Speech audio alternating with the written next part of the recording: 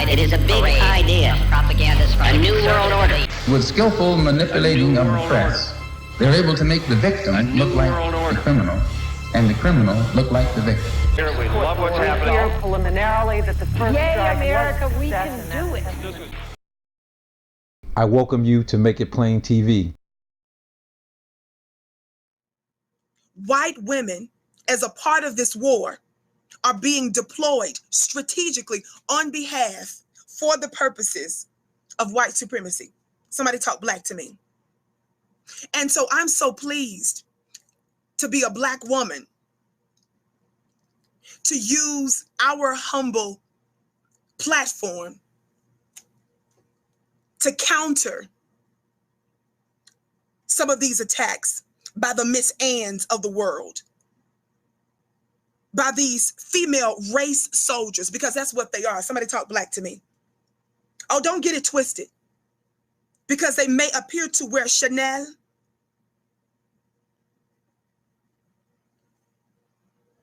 somebody talk black to me. Because they have on infusions, they have their little weaves and stuff in their hair, their little hair pieces and stuff. Because they're rolling around here blonde-haired and blue-eyed. Because in your eyes, they speak, quote unquote, proper English. But they're doing some of the worst damage. And that's what makes them so dangerous, because it's being done through an unsuspecting vessel, through an unsuspecting person. And you think they might be innocent and demure. But if you see the man, if you consider the man to be tough, if you consider his way of moving in the world to be a sort of hard power, you need to consider the woman to be a soft power. But I'm here to bust them, and I'm making it my mission to expose that for who it applies. Somebody talk black to me. Somebody talk black to me. Crime fiction, there are few who have written as many volumes as Linda Fairstein. She writes what she knows, being a former prosecutor herself, and the crimes just keep on coming, as Leslie Stahl of 60 Minutes discovered. Wow. Clearly you like to work, or maybe need to work, in a mess here. Look at this. Did you call it a mess? I did. I called it a total mess. Something said endearingly to my friend, Linda Fairstein, who's into her second act in life as a best-selling author of crime fiction. You know, you wanted to be a mystery writer, and you are a mystery writer. Who gets to actually have an ambition when they're 10 years old and actually get to live it out? It's just don't give up your dreams, even when people tell you you can't. If you hang on to it and find a way to come back to it, it's a great joy. She did come back to writing, but after a long detour. She joined the Manhattan District Attorney's Office right out of law school in 1972. You were the sex crime prosecutor in New York City for 30 years. Yes. You saw the most gruesome crimes. Nuns raped. Yes. Little kids who were tortured. It's nothing I set out to do, and I really, terrible word when I say I fell in love with the work. I loved the ability to do something to try and get justice for women who, because of American law, had never been allowed near the courtroom. So it was very richly rewarding most days, and it was very, very dark other days. Tough in the field. The center of New York's notorious Central Park 5 rape case faces very strong backlash after the release of a hard-hitting Netflix series. Linda Fairstein stepped down from the boards of a college and a nonprofit charity. She was the top Manhattan sex crimes prosecutor when 5 teenagers were wrongfully convicted following the 1989 attack on a female jogger. CBS's Morning Saturday co-host Michelle Miller has covered the Central Park 5 for years and joins us with this latest turn of events. Michelle, good morning to you. Good morning. Many are hearing about this case for the first time because of the series When They See Us. Linda Fairstein is played by Felicity Huffman, a role filmed before Huffman admitted to participating in the college admissions scandal. She's seen as a single-minded prosecutor convinced of the young men's guilt. They brutally raped a woman and discarded her like a piece of garbage. When They See Us revisits Manhattan's Central Park 5, a case which drew national headlines in 1989. It focuses not only on the Black and Latino teens who were accused of attacking and raping a female investment banker, but also on the woman who helped successfully convict them, prosecutor Linda Fairstein. These kids were on a rampage. The accused later said they were coerced into confessing. These young men were the proxies for all kinds of other agendas. Sarah Burns produced and directed a 2012 documentary about the case. I think a lot of people now with the new series are coming to this story and learning about what happened, and it makes people upset. I didn't see a lady or hit anyone. Raymond saw you hit her! Who's Raymond? The city of New York reached a $41 million settlement with the five in 2014, years after another man confessed, linked to the crime by DNA evidence. Since the Netflix series debut last Friday, the backlash against Fairstein, now an author, has exploded. The hashtag Cancel Linda Fairstein trended on Twitter, and more than 75,000 people signed an online petition calling for a boycott of her children's books and mystery novels. Raymond Santana left jail a free man. We interviewed Raymond Santana, one of the Central Park Five, after his exoneration. What do you say to the people out there who just don't believe you're innocent? You know, these people have their mind fixated on us being guilty. We have tried everything we possibly could to prove our innocence, and our innocence has been proven. Santana now tells TMZ that Fairstein deserves the scrutiny she is now getting. And even though it's 30 years later, she has to pay for her crime.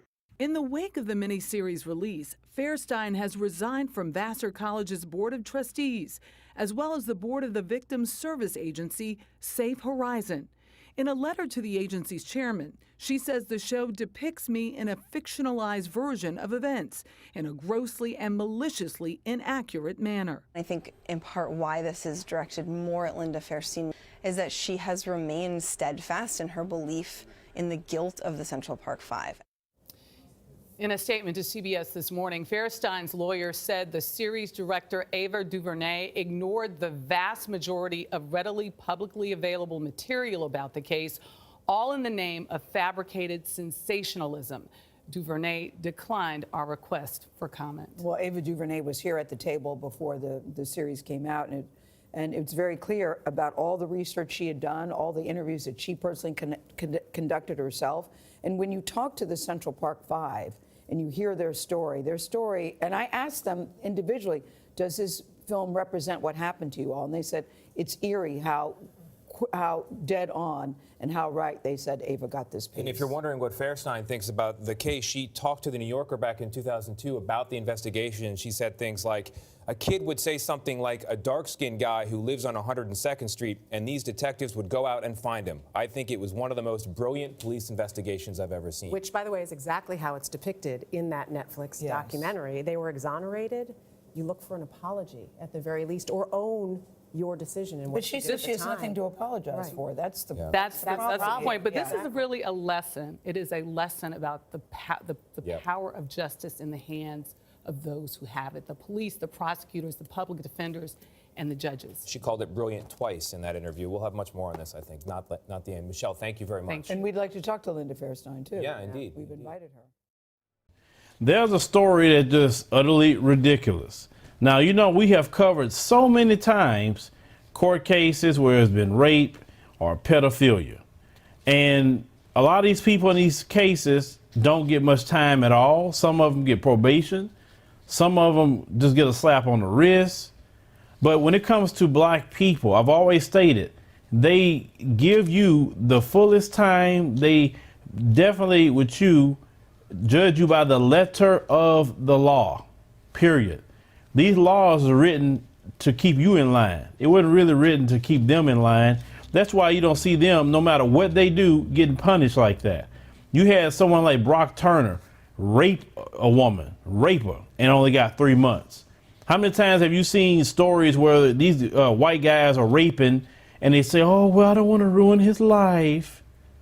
You had the, what's the other one? The affluenza kid, or man, I'm sorry, the affluenza man. Oh, he's too affluent to go to jail, even though he killed up a bunch of people. He's too affluent. So this is the criminal injustice system that we as black folks have to live under. Now, this particular story, I'm definitely going to tell you about it, but this is the thing. I'm telling you this, young brothers, and also older men, to protect you. That's it. At the end of the day, do what you want. It's your life, it's your freedom, it's your, penis, whatever you want to do. I'm not telling you what to do with it. I just want to protect your freedom. I really think that those particular females I'm about to talk about, not worth your time, not worth your freedom, not worth your DNA. Just saying. Now, you have a brother by the name of Albert Wilson, okay? Now, he stated that he didn't rape anyone. And according to this court case, he did not physically rape anyone. But let's read what really happened here. So they're stating that this particular case sounded like something off of Law and Order, which it did. He said he was a former University of Kansas student, and he attended a bar with a friend, and he met a girl who was visiting family who attended Kansas University, okay? So they say the two were underage and under the influence, and so they left, went from the bar back to Wilson's apartment. What happened next changed both their lives. They leaving Wilson with a sentence of over 12 years in prison for rape, despite the notion the two didn't have sex. You see, we went back to that time period where they could just say, oh, he raped me because he looked at me. That used to be what would happen to get black men hung from trees. This is why a lot of black people, especially black men, would always keep their head down and look on the ground, especially when a white woman was passing by, because he didn't want to be accused of staring at her and you saying you raped me by looking at me. That's all it took for them to say that, to kill you and have a torture fest. But this is American history. So they said that a sentence was given on Wednesday, April the 3rd, in addition to a lifetime of probation and mandatory sex offender title for the events that transpired in September 2016. How do you have lifetime probation?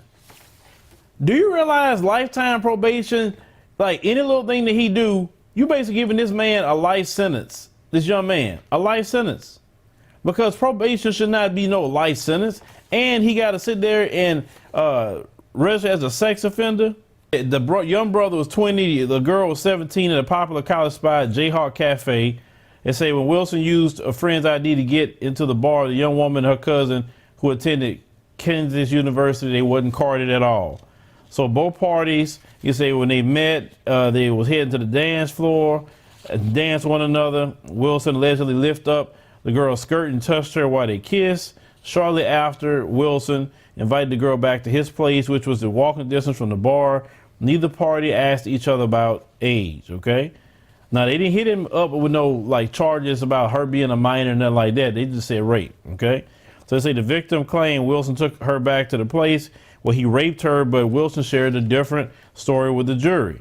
She didn't seem intoxicated at all. So Wilson said that he claimed the two kissed and engaged in other sex acts, but they never had intercourse. Based on DNA, they said that it was no sex. What he said about them kissing, that's what they found. And let me tell you something. You know how many stories also has been like that? They'll willingly do something with you, black men or young black brothers, and then when their parents find out, he raped me. Because understand something, they have like this clause, especially in their community, that you better not be caught fooling with those Negroes. You better not, because no white man gonna want you. I've even went to the white supremacist websites, and I think it's funny to me that how they go and ask a white woman they go on a date with to find out if they've been with a black man. Who asks those kind of questions? But to me, they so insecure about themselves, they do that, okay? I mean, that's so weird to go ask a question like that to a woman you're on a date with, asking if she's been with another race of man and you just met the chick. Anyway, that's their sick mentality. So when she was found out, like always, she said, yeah, he raped me. And they run with that, okay? Now, they stated that there was photos of bruises were also taken of her inner thigh. Now, you know how they do things. He said he didn't do that to that girl, but it don't matter. They're going to take her word over yours. You know, I've had white women tell me that even police officers pull them over when they with their black boyfriends and ask them, are they okay? Are they sure they're okay? I mean, that's just how they act. And I don't know why brothers put yourself through that. I don't know why. I mean, you got a whole earth full of women that you can fool with. Pick them. Pick a country, pick whatever you want to do. These women, especially in this Me Too generation, that's really led by the Caucasian female, why do you put yourself in those situations? Look at Bill Cosby. Look where he at right now. You know, every time you look up, every time there's something going on, Chris Brown, what kind of females is constantly trying to get him in trouble? The same females like this one here. You brothers got to wise up. You do. Don't get mad at me. I care about your freedom. Now, if you want to go spend 12 years in jail like this brother, lifetime probation behind those females, go ahead and do what you do. And I know, like I said, they are aggressive. They grab on you. They touch you. You got to like, oh, no, no, no. You got to go the other way, brothers. Because like I said, this Me Too generation. Now, I'm going to continue on.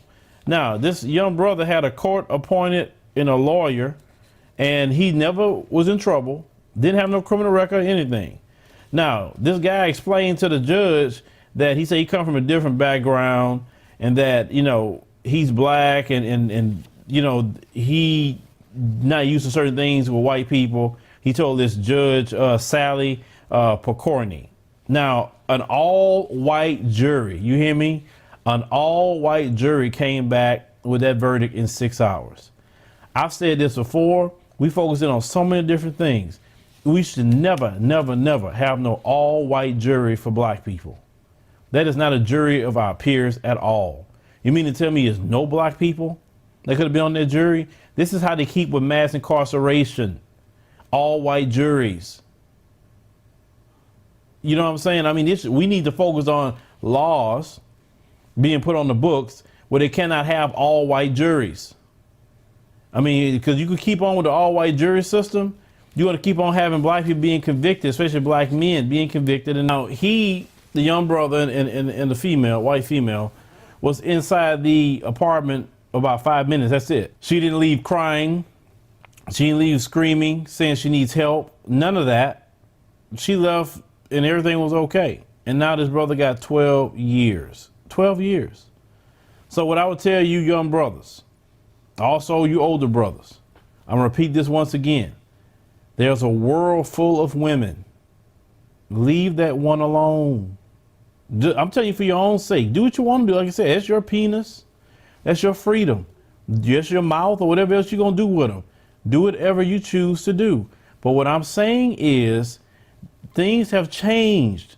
These white folks, these racist ones, are going back to the way things were during Jim Crow. All white jury is sentencing you to 12 years, lifetime probation, sex offender, and you didn't even have sex with them. So looking out for your brothers, man. I'm looking out for y'all. You know, like I said, you can say whatever you want to say about me. That's fine. I ain't looking for nobody. I'm married. I'm good. Trust me on that. I am great. I don't want to be in y'all position. But if I was in your position, they would not be on my radar. No way, no how. Because I know exactly what they're capable of. I don't see how some of y'all are comfortable with being around them and any little thing they say about you, you're gone. The brother said that when he was trying to tell the police about what was going on, they didn't believe nothing he said. Of course they're not going to believe nothing your black behind says. They're not. The way they look at you is any kind of engagement with them is rape. If you kiss a white woman, you raped her. That's how they believe. If you hug a white woman, they view you as raping her. It's just that simple. Now prove me that I'm wrong in the area of their mentality with this racist and white supremacist society. If black men would actually take a stand and say, you know what, we're not going to be subject to this Me Too crap with these females. We're not being caught up like this. Forget that. And divest from those females in particular. You don't have to divest from all of them. I'm talking about, I mean, that group. You got all other, you can, for just black women, you have that, or you have all the world, or whatever woman you want to fool with. But that group of women right there, especially in the United States of America, is too much of a bloody history with them lying on black dudes. And it's like some of us are just silly. It's like we don't get it. Think with the head on your shoulders, not the head in your pants. Because this head guiding you will keep you out of that kind of trouble. But let me come with another thing about this particular story. I'm just saying this over and over, brothers, because I want you to stay free. These people have turned up their racism, their white supremacy, and hatred for you as a black man. Don't let them take you down. See, this brother had his degree, from what I read, in everything. He was no criminal, no nothing. You know, people are using that term educated lame, which is a stupid word. Well, see, that female has got a so-called educated lame caught up. Your brother's got to be smarter than this. You got to be smarter and pay attention to the times you're living in. The lie of white supremacy is what we're talking about when we're using the phrase white supremacy. See, there's a truth and a lie of white supremacy. Somebody talk black to me. And too often, white women have been made to appear that they were just innocent bystanders, that it was just privileged white men that were going about destroying and blowing up the world, stealing, killing, and destroying. Somebody talk black to me. But we know better. We know better now than to repeat that lie. We are constantly seeing the likes of these people. We're seeing the likes of the Tommy Laurens of the world, the Laura Ingrams of the world, the Kellyanne Conways of the world, Donald Trump's, one of his senior advisors. Somebody talk black to me. Hey everyone, this is Tanya. Welcome back to Black Women Read, reviews of books, zines, and everything in between. I love audiobooks. It's a great way to catch up on interesting new books that I don't have time to read, especially as a busy mama. A couple of weeks ago, I eagerly downloaded They Were Her Property, White Women as Slave Owners in the American South by Stephanie E. Jones Rogers.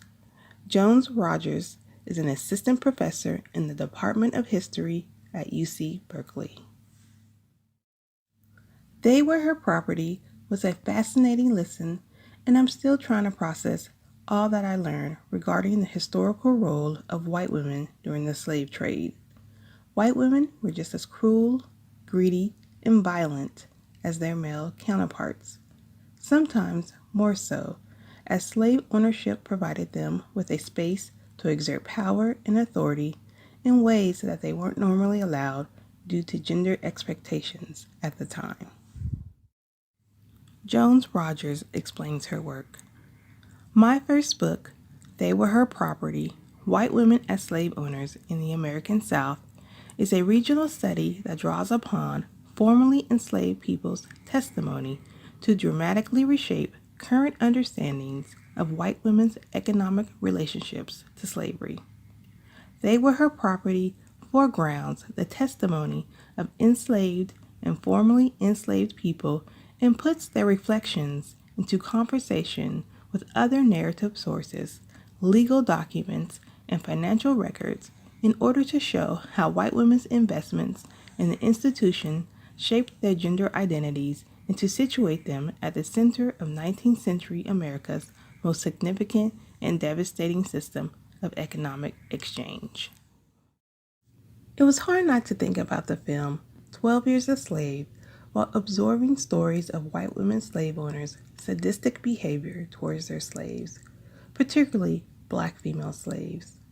12 Years a Slave was released in 2013 and was based on the true account of freeman Solomon Northup, who was kidnapped and sold into slavery. After years in bondage, he was finally rescued with the help of friends and family. I always thought the real story of the 12 Years a Slave film was that of Patsy. Patsy was a fellow slave Northup befriended during his time on Edwin Epps' plantation. Patsy was raped multiple times by Epps and suffered horrible physical abuse by his wife, Mary. A criticism of slave films, especially 12 Years a Slave, is that they seem to engage in torture porn. And I agree, 12 Years a Slave could get gratuitous at times. However, this was the reality for a lot of slaves, especially black women slaves who had to endure not only sexual violence, but also had to deal with the wrath of jealous white wives who took out their personal frustrations of the blandness of their lives of being, quote-unquote, oppressed onto black women's bodies. They Were Her Property details the pleasure white women took doling out punishments to black girls and slave women. Jones Rogers shares about Henrietta King, a 9-year-old slave girl who was brutalized by her white mistress for taking candy. Jones Rogers writes, "When she went to collect the pot in her mistress' room each morning, she noticed that a piece of candy would be left on the washstand. She knew that her mistress had left it there as a test to see whether she would take it, and at first she resisted. But after several days, King yielded to temptation. Her mistress, King claimed, kept the people who labored in her home in a state of near starvation. King's mistress noticed that the candy was gone and questioned her. When she denied stealing the candy, her mistress began to whip her. King refused to remain still, so her mistress grabbed her by the legs and pinned her head under the rocker of her chair, while her young daughter whipped her. For an hour, her mistress rocked back and forth on her head, while her daughter beat her with a cowhide. The constant pressure from the rocking chair crushed the bones in the left side of King's jaw. After the beating, she could not open her mouth, and the left side constantly slid sideways to the right. Her mistress called a doctor, but after examining her, he determined that nothing could be done. Her face was irreparably mutilated. Her mistress never brutalized King again, but her disfigurement was disquieting, and the mistress was so disturbed by it that the family decided to give King to a female cousin. This one act of brutality affected the rest of Henrietta King's life. She could not chew, so she was forced to consume liquid stews and soup. The teeth on the left side of her face never grew back. They Were Her Property provided insight into the ways white women embraced slavery, slave ownership with enthusiasm. Contrary to the idea, they were passively in the background as their husband or men in their lives did the quote-unquote dirty work of slave trading. Jones Rogers states, enslaved and formerly enslaved people recall the ways their female owners exercised authority over them. They made it clear that white women did not subordinate their authority to white men, nor did they confine themselves to operating at the mid-levels of power. Their status as slave owners granted them access to a community that was based upon the ownership of human beings and afforded them rights they did not possess in other realms of their lives. White women embraced their role within the community, assumed positions of power over slaves within and outside their households, and challenged anyone who attempted to infringe upon that power. And local, state, and federal courts recognized, upheld, and protected them when they did so. White women took on their roles as slave owners very seriously. It wasn't a hobby or something fun to do. They recognized the financial benefits of having slaves.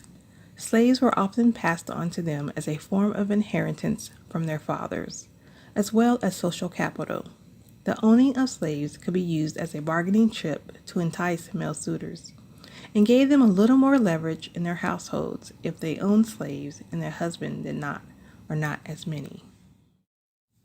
This seriousness meant unleashing unrelenting terror on their slaves to show they were tough enough to manage slaves, although sometimes they had to bring in male overseers for times when a slave could not be controlled, such as in the case of Pauline Howe's aunt. Jones Rogers writes, Pauline Howe's enslaved aunt killed 2 male overseers after she grabbed their private parts and pulled them out by the roots. Afterward, her aunt was sold, along with all of her children, to a man who lived in Mobile, Alabama. I listened to that clip at least 6 times because I gained so much satisfaction from it. rest in power.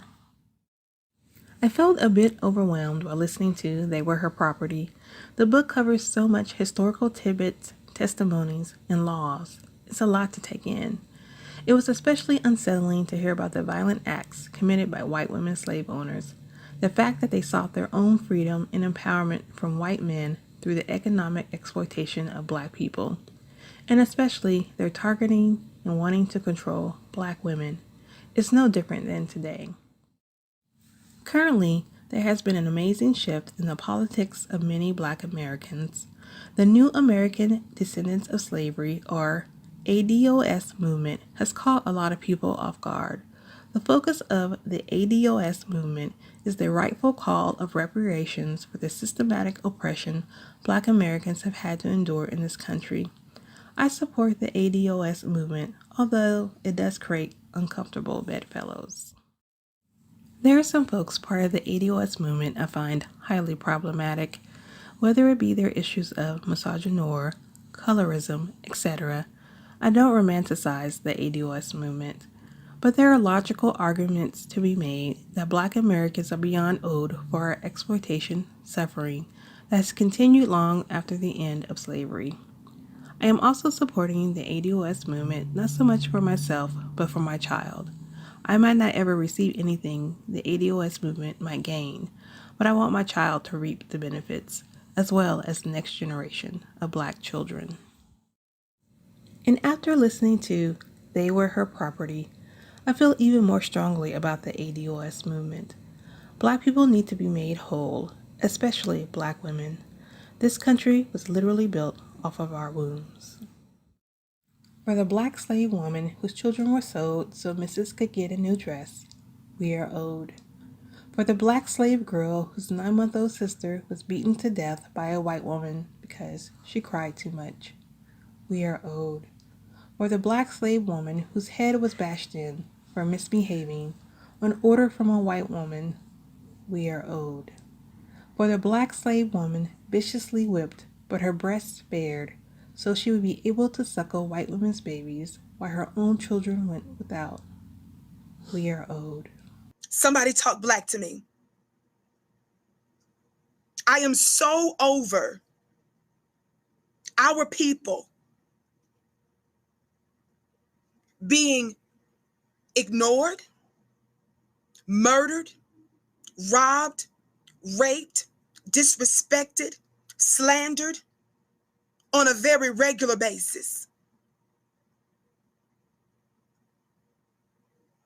But we're not going to allow those kinds of things to go anymore unanswered. Somebody talk black to me. You see, this is the reason why so many of us are so patient with quote unquote forgiving them. And then we ask a stupid question almost 500 years later about why are we still in the same condition that we're in today? If you don't hold a devil accountable, an enemy, an opposer, a murderer, a rapist accountable for almost 500 years, and you pretend and you act like it is the will of God, then it's no wonder. Where's my gavel? Somebody talk black to me. It's no wonder. It's no wonder we're in the same condition.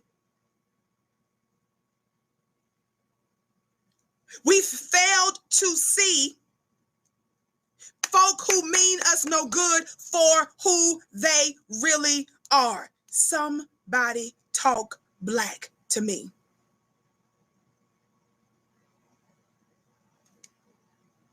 The necessity of the white woman to the purposes of white supremacy and the white supremacist agenda is necessary. Today, the Florida Clemency Board pardoned the so-called Groveland Four. They're 4 African-American men who were accused of raping a white woman in 1949. Family, it never happened. You all are liars. If you want an idea of how slow justice can be for black people in America, well, here's an example. On July 16, 1949, a 17-year-old white woman named Norma Paget and her husband told police 4 young black men raped and kidnapped her after their car broke down in Groveland, Florida. On January 2019, Ernest Thomas, Samuel Shepard, Walter Irving, and Charles Greenlee were pardoned after being falsely accused of rape. 7 decades later. But this pardon may come as little refuge to the families of these men, for the story is truly incomprehensibly tragic. Just 2 years ago, Vivian Shepard sat in the Florida House of Representatives and listened as an official apology was offered for the gross injustices in the case of the Groveland boys. One of them was Samuel Shepard, her uncle that she'd never met. During World War II, Vivian's grandfather, Henry Shepard, purchased 55 acres of swampland in Groveland, Florida. He spent several years renovating the property to make it into something of value. Once he was finished, however, poor white farmers tried to force Henry Shepard from his land. And despite countless complaints he made to the local sheriff, William McCall, he did nothing, stating on record, "No N-word has the right to file a claim against a white man." Now, one of the families that owned adjacent land and had previously tried to intimidate the Shepards into leaving was the Paget family. Their daughter, Norma Paget. She was involved in a turbulent and at times violent relationship with her husband Willie. One night, according to records, they tried to patch things up, so they went drinking and dancing, only for Norma to turn up outside a cafe claiming that 4 black men had raped her. One of those accused was Samuel Shepard. Within hours, Shepard and Walter Irving, 22-year-old childhood friends and army buddies, yes, veterans, from Groveland, were arrested, taken into the basement beneath the Lake County Jail, and severely beaten by deputies. 16-year-old Charles Greenlee was also arrested and beaten, and a 4th suspect who did not know Shepard or Irving, Ernest Thomas, was hunted down by a posse and shot dead in a North Florida swamp. After word spread about 4 black men raping a white woman, local Klan members descended on the town and began burning black homes. One of them, Henry Shepard's house, which was reduced to ashes. In 1951, after the US Supreme Court overturned his son's guilty verdict, Sheriff Willis McCall decided to personally transport the defendants from prison back to Lake County for the retrial. McCall turned down a dark alley, stopped his car, pulled his gun, and executed Samuel Shepard. Walter Irving, handcuffed to his best friend, was shot 3 times, but he survived to tell the FBI the story of cold-blooded murder. But Walter was given only a few weeks to recover, then returned to the courtroom to face trial for the rape of Norma Paget. He was convicted by 12 white jurors and sentenced to death. However, his sentence was commuted to life in prison, but it was 68 years before an official apology would be offered by the Florida government, and then a further 2 years before they pardoned these men. Last week, Norma Paget, now 87, sat in the audience and demanded they not be pardoned. Despite a history of inaccuracies in her story, a plethora of racist epithets, and even claims that she visited James Shepard, a relative of Samuel Shepard, to apologize for something that, according to his statement, she said never happened. But yet, she remained vigilant in her attempts to prevent their pardoning. Her attempts failed. They were pardoned 70 years after this horrible tragedy. A promising college football player's life dreams shattered as he was falsely accused of rape. His accuser, 19-year-old Nikki Iovino, told police that she went to a party where 2 football players forced her to have sex in a bathroom. She later admitted that she had sex willingly and was afraid that if she admitted that, another student wouldn't want to date her. Malik St. Hilaire speaks out here exclusively tonight for the first time about the case. But first, Trace Gallagher live in our West Coast newsroom with the backstory here. Hi, Trace. Hi, Martha. At the time, Nikki Iovino was attending Sacred Heart University in Fairfield, Connecticut. She claimed the incident happened at an off-campus party, that 2 Sacred Heart football players pulled her into a bathroom, took turns holding her down, and sexually assaulted her. Iovino claims she repeatedly told the men she didn't want to be there, that she had friends waiting for her outside, and to please let her go. Both men admitted having sex with her, but said it was consensual. The players were not arrested, but one lost his scholarship, and both say say they were pressured to leave school while they awaited disciplinary action. Then Nikki Jovino drastically changed her story, admitting in a sworn statement that she made the whole thing up because, quote, it was the first thing that came to mind and she didn't want to lose another male student as a friend and potential boyfriend. The document goes on to say Jovino hoped that when the other student heard the allegation, it would, quote, make him angry and sympathetic to her. Jovino was sentenced to a year in jail for falsely reporting an incident and interfering with police. Malik St. Hilaire, one of the players wrongly accused, says he spent 18 months trying to keep his name out of the news, but finally he felt compelled to appear at the sentencing to talk about the significance of Jovino's actions. Watch. My life has been altered and shaped in ways that nobody here could imagine. I just hope that, you know, she knows what she's done and the fact that my life will never be the same. Like, I have anxiety, I have, like, PTSD from this. Jovino made more headlines during her sentencing by appearing to roll her eyes and smirk several times. Her attorney claims she was simply moving her eyes in innocuous ways, adding that she was forced to stand in handcuffs for 30 minutes and couldn't get her hair out of her eyes. He called reports of her bad behavior a manufactured storyline. Martha. Trace, thank you. Joining me now exclusively, Malik St. Hilaire and his attorney, Frank Riccio. Welcome to both of you. Good to have you here. Thank you. So you're a football player. You're at Sacred Heart. In high school, you were a wide receiver, most valuable player, team captain, right? Serious about what you were doing. So you go to college, you go to this off-campus party, and like that, your life has changed. But what was your reaction when you heard what she was accusing you of? Well, to be honest, it was crazy. That was the biggest type of accusation somebody can make. Like, the only thing close to that is murder. And that was just to have a sister and a mother and just people that I care about, and somebody to accuse me of that. It was life-changing because, you know, people don't look at you the same way. People don't talk to you. People, you know, everybody, especially because of how everything played out, I didn't even have a chance to even clear myself. So automatically I'm looked at as something and someone and you that felt I'm not. like everyone automatically believed her? No, not automatic. People that knew me, they knew better. You know, but just people, if you didn't know this story and you just heard of it, all you hear is somebody is accused of that. And because that was the case, it was just really hard to go through things, you know, to be an accusee of that. What did her claim do to your life?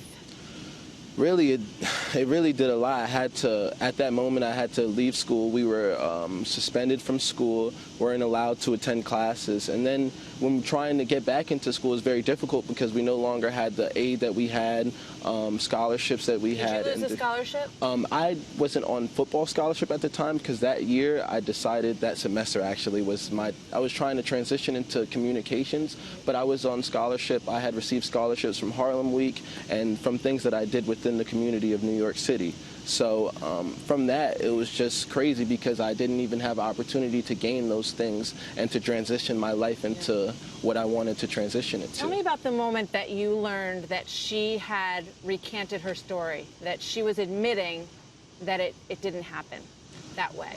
Well, at that moment, it was a breath of fresh air, a little, you know, because it was like finally she's telling the truth. Like finally she's coming out and saying what really happened, because, you know, but still at that moment, you know, I was still out of school. I was still having difficulty. So even though she may have come out and tell the truth, the damage had already been done. Were you angry? I was less furious. I was more confused and just trying to figure things out. And at that moment, I just had a lot of pain in me. And what I did is I really just, you know, turned my pain into passion. Do you think that young men in these situations on college campuses get a fair hearing? Do people listen to their side of the story? I mean, I think that was one of the issues, was the fact that when this happened, we didn't even give a statement. We had no opportunity to even give a statement when it happened. So we were suspended. So the school kicked you out without asking you to come explain what happened? Was not asked a question about what happened before being suspended from school. So that was, yes, extremely unbelievable. I think one of the issues, too, is the Title IX process in general. Yeah. You had a guest on your show on Wednesday that spoke of this very issue. these Obama-era policies created a very low standard of proof. I'll call it no standard of proof. And I know Betsy DeVos is working on a new set of proposals that will add due process, add the ability to raise the standard of proof and raise the ability to cross-examine and present evidence, review evidence. That does not exist in the Title IX concept right now. Yeah, I mean, it's unbelievable that no one asked you or the others your side of the story. You were told to pack up your stuff and leave? Yes, immediately.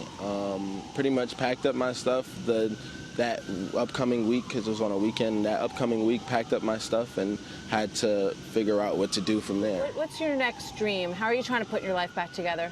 Well, really from this, what I've been doing is just putting my pain into passion, and my passion has been music recently. I've been putting out a lot of music. I've performed in New York City. I've really been trying to turn my life around and put this into, use this situation to better myself. So I'm putting this situation into my music. Does it make you think twice about your interactions with women? Oh, no doubt. It gives me, definitely, I have, like I said, it's just some anxiety, and there's a lot of different things that go on now when I'm around women or when I'm just around any situation, just in any environment, because I did nothing wrong, and then all of a sudden I was getting recourses as if I did something wrong. So Malik, you're a good young man, and it's good to meet you. Thank you very much. I wish you luck. I wish you all the best, and thank you, Frank, for coming in tonight. Good to see you both. It's no wonder we're in the same condition. We've failed to see folk who mean us no good for who they really are. Somebody talk black to me.